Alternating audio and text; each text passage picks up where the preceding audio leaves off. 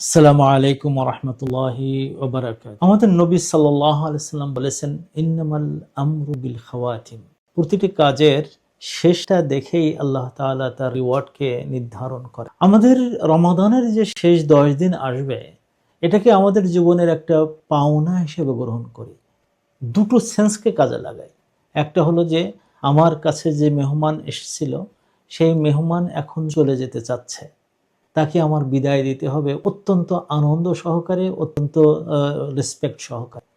দ্বিতীয়ত হলো আল্লাহ তাআলা যে সুযোগটা আমাকে দিয়েছিলেন জান্নাত নেওয়ার জন্য এবং জান্নাত কিনে নেওয়ার জন্য, আমার গর্দানকে জাহান্নাম থেকে মুক্ত করার জন্য, সেই সুযোগটা পূর্ণ মাত্রায় নিতে হবে। এই চিন্তা যেন আমাদের মাথায় থাকে, কিভাবে করব সেটা। প্রথম হলো এই যে আপনি উপলব্ধি যে প্রত্যেকটা মুহূর্ত আপনার জন্য সুযোগ আছে যে জিব্রিল অথবা তার সাথে আসা কোনো ফেরেশতার সাথে আপনার দেখা হবে।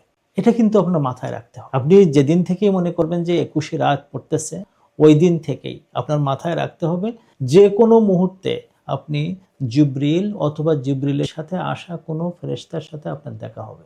এবং যখন দেখা হবে তারা সালাম দেবে আপনাকে, এবং তারা সালাম দিয়ে আল্লাহ তাআলার ইজিন আপনাকে শোনাবে, এবং তার পক্ষ থেকে একটা আমর আপনাকে হ্যান্ড ওভার করবে।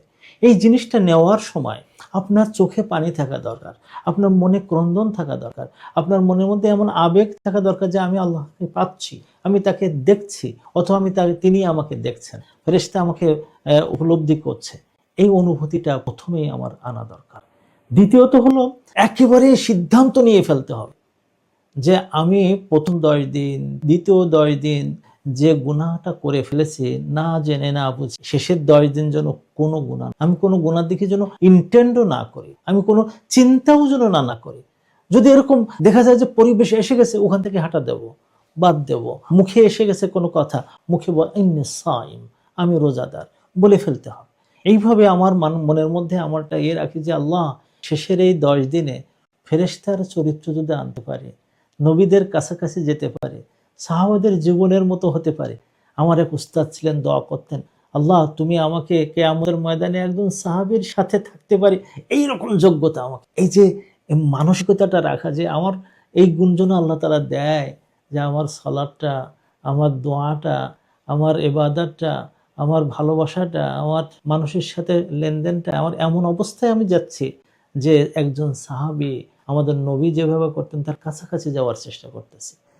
3 নম্বর যে পয়েন্টটা আমি আপনাদের কাছে উল্লেখ করতে চাই, তা হলো যে যে ইবাদত আমরা করব, সেখানে যেন আমার রূহ থাকে, সেখানে যেন আমার নিয়ত থাকে, সেখানে যেন আমার মন এবং আমার আবেগ দুইটা থাকে।